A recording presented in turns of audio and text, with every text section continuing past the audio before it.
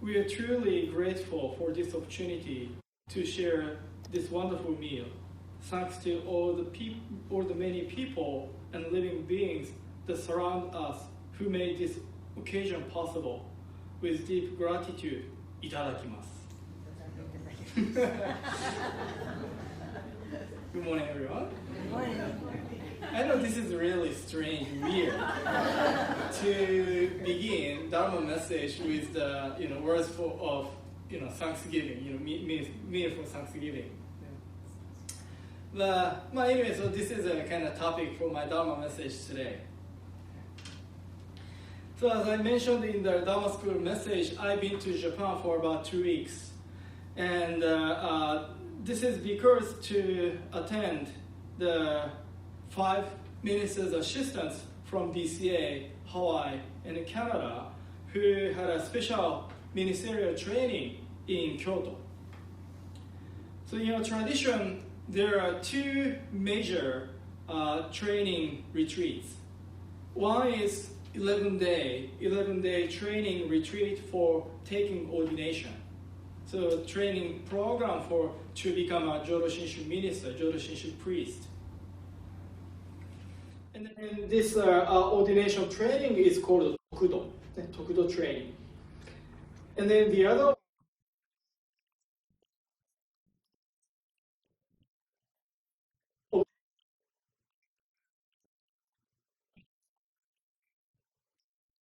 is.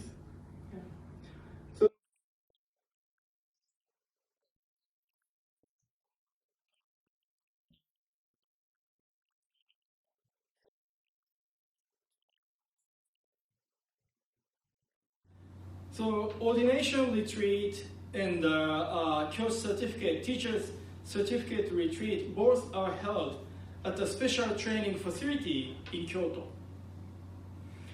And then participants have a sort of a monastic life for 10 or 11 days at the facility.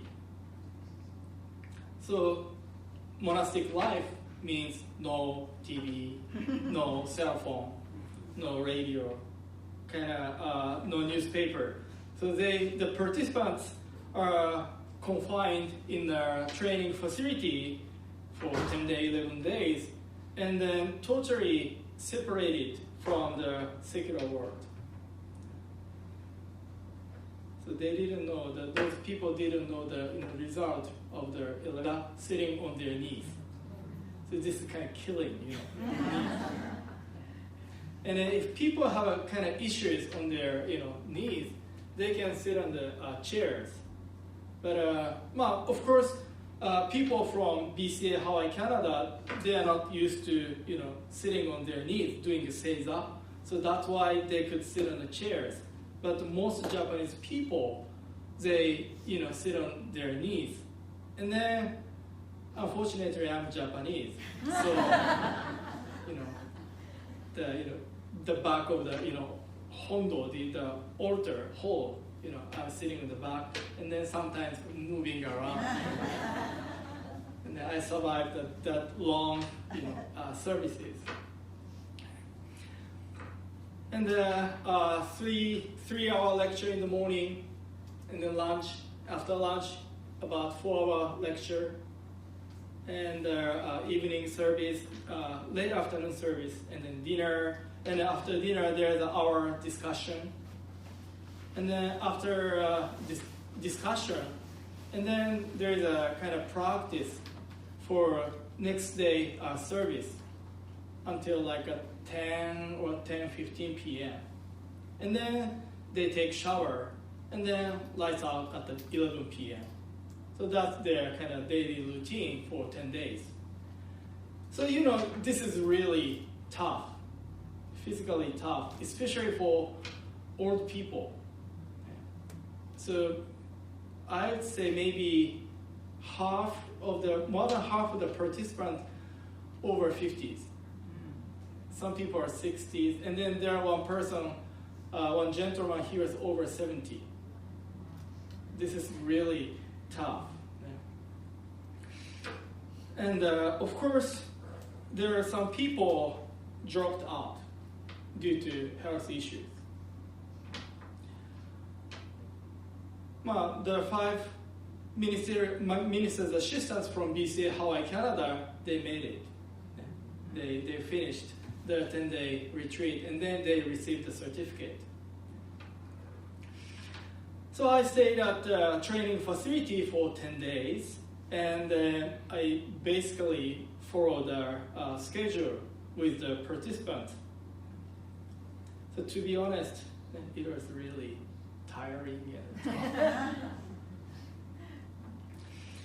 and then, after people, went to bed, there is some, we call hanseikai, gathering, review of the day with other instructors, with some, over something. So that's a kind of additional, activity for instructors. But I really enjoy this intense retreat because, as I mentioned, I learned a lot too in the 10-day retreat. So since this was an advanced training, the speakers for the lectures were wonderful. And the instructors for chantings and rituals, they are wonderful too. So their words of wisdom, were not limited in the classrooms or at the altar area. Our first meal at the training facility was the lunch on November 4th. While we are eating during the 10-day retreat, we are not allowed to talk. Silent meal, like a Zen monastery. But the first lunch, the first meal, some people are chattering and they talk. And then the chief instructor stopped them talking with loud voice. This is really strict. Jodo Shinshu, sometimes people kind of easygoing, no practice, no, precept, kind of easy, Buddhism. But the 10-day retreat for Kyoshi certificate training or retreat or ordination training for 11 days, this is really strict, like a boot camp. So sometimes instructors can, shout yelling the people. So as usual, the chief instructor stopped them talking with loud voice. And then after lunch, after we finished the lunch, he again opened his mouth. And then he kind of gently explained why we had meals in silence. Before each meal, we say the words of thanksgiving, the words for meal together. And then that is the passage I read at the beginning of my message. We are truly grateful for this opportunity to share this wonderful meal. Thanks to all the many people and the living beings that surround us who made this occasion possible. With deep gratitude, itadakimasu. So this is the words of thanksgiving in our tradition.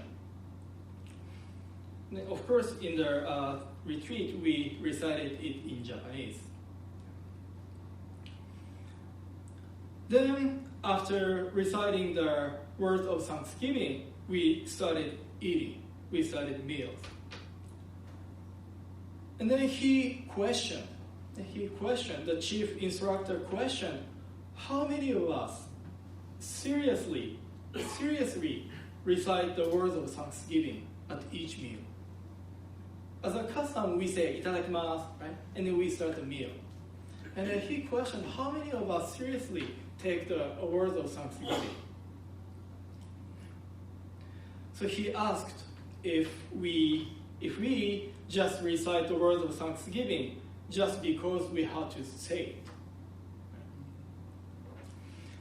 So to have a meal is to receive sacrifices of many lives, and to appreciate the efforts of many people behind the scene who made this, this meal possible.